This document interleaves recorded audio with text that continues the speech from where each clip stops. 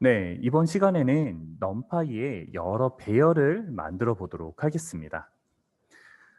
우리가 지난 시간에 넘파이 배열을 하나 만들어 봤는데요.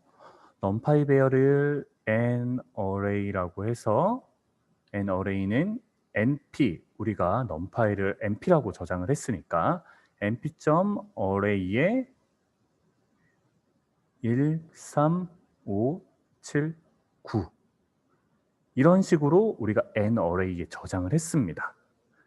자, 이렇게 저장을 한 것은 바로 1차원 배열이다라고 우리가 말을 하고 있어요. 네, 배열을 할 때 여러 차원이 나올 수가 있는데요. 1차원 배열, 그리고 이런 1차원 배열이 여러 층으로 이루어진 것이 2차원 배열이다라고 하고요. 이 2차원 배열이 이제 옆으로 이렇게 층으로 이렇게 쌓여지면 이와 같이 3차원 배열이다라고 말을 하고 있습니다. 데이터의 형태가 점점 복잡해지는 것을 보실 수가 있죠. 우리가 사용하는 많은 데이터들은 데이터의 양이 많기 때문에 1차원 데이터로 표현되기보다는 조금 더 높은 차원의 데이터로 표현되는 경향이 있습니다. 자, 그러면 먼저 우리가 지난 시간에는 1차원 배열을 만들어 봤기 때문에 이번에는 2차원 배열을 만들어 보도록 하겠습니다. 자, 2차원 배열을 만들기 위해서는요, 행과 열에 대한 개념을 가지고 있어야 되는데, 가로의 각 줄을 우리가 행이라고 하고요, 세로의 각 줄을 열이라고 합니다.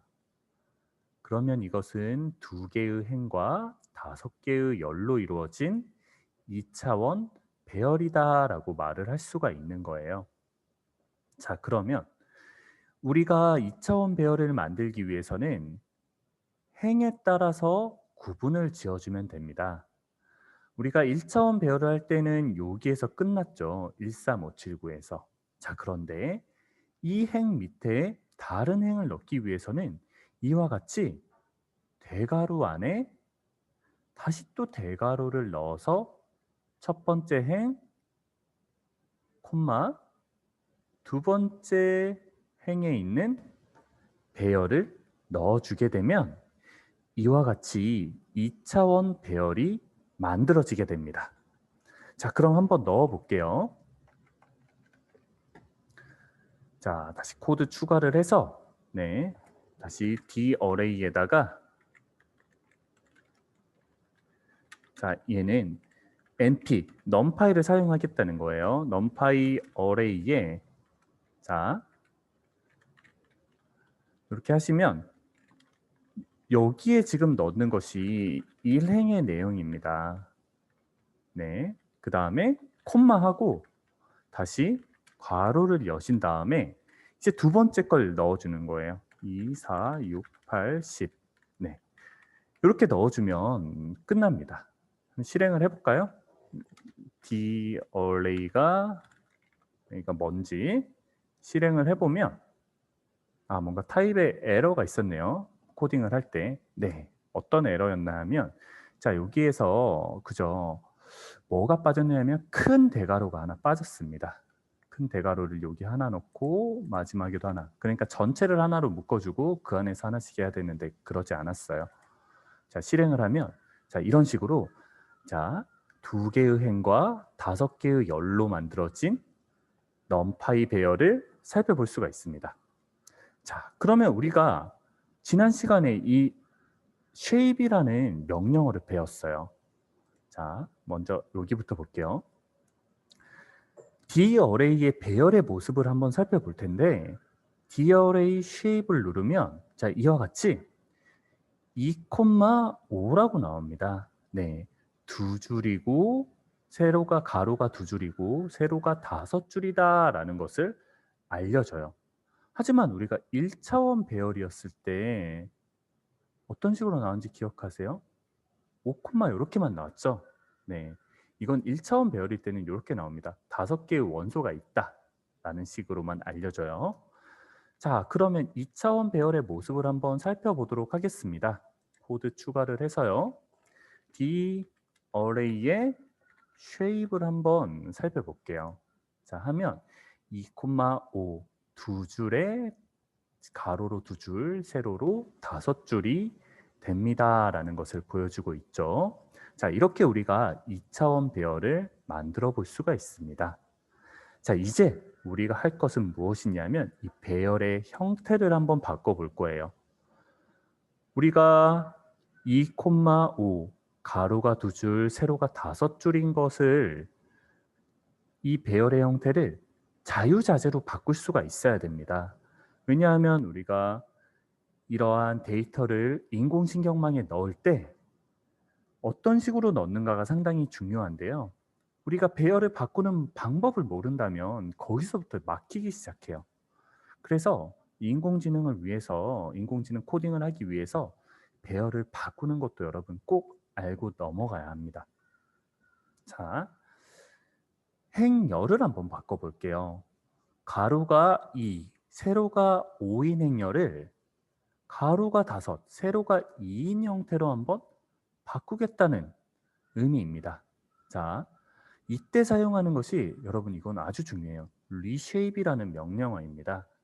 reshape이라는 명령어를 넣은 다음에 내가 바꾸고자 하는 형태를 이렇게 입력을 해주면 얘가 바로 바꿔줍니다. 자, 바꿔주는데 어떻게 바꿔주냐? 자, 이렇게 있으면 내가 5개 2개로 하면 2개씩 묶어서 이렇게 2개씩 묶겠죠? 네. 아, 이게 동그라미가 3개가 아니라 2개네요. 네, 죄송합니다. 그래서 얘가 1, 그 밑에 얘가 쌓이고 그 밑에 얘가 쌓이고 이렇게 한 층씩 쌓입니다. 1, 3, 5, 7, 9, 2, 4, 6, 80. 자, 이런 식으로 우리가 그 형태가 바뀌는 모습을 살펴볼 수가 있어요. reshape이라는 명령어를 통해서. 자, 한번 해볼게요. 이것도 새로운 줄을 열어서 D, 5를 5랑 2로 바꾸겠다. 네, D array. 우리가 D array를 reshape 하겠다는 거예요. 네, reshape를 하고, 자, 이때 내가 5,2의 형태로 하겠다 한 다음에 자, 얘 배열을 한번 불러보면 배열 형태가 바뀐 모습을 볼 수가 있죠. 세로로 가로로 5줄에 세로로 2줄인 형태를 볼 수가 있습니다. 이런 식으로 우리가 reshape 명령어를 통해서 할 수 있고요. 자, 그 다음에 reshape 명령어를 통해서 할 수 있는 게 2차원의 배열을 1차원으로도 바꿀 수가 있어요. 자, 우리가 D array 자체가 가로로 2, 세로로 5잖아요. 그죠? 이거를 이 가로가 5, 세로가 2인 형태가 아니라 가로로 10개가 되게끔 한번 바꿔보도록 하겠습니다. 네. 자, 1차원 배열일 경우 형태를 나타낼 때는 원소의 개수하고 콤마로 나타냅니다. 자, 그러면 이렇게 한번 해볼게요. D array 한 다음에 reshape 얘를 네, 총 원소의 개수는 10개니까 10 콤마로 한번 해보겠습니다. 자, 하면 한번 해볼게요. D 10으로 하겠다. 이것도 마찬가지예요. D array 자체를 reshape 하는데 얘를 10 콤마로 한다. 그죠? 그 다음에 D 10을 이렇게 눌러보면 한 줄로 쫙 펼쳐져 있는 모습을 볼 수 있습니다. 우리가 앞으로 사장에서 실습을 할 때 이 방법을 많이 쓸 거예요. 그러니까 여러분 꼭 기억해 두시고 넘어가시길 바라겠습니다. 네, 그러면 numpy 배열 형태 바꾸기는 여기까지 하도록 하겠습니다.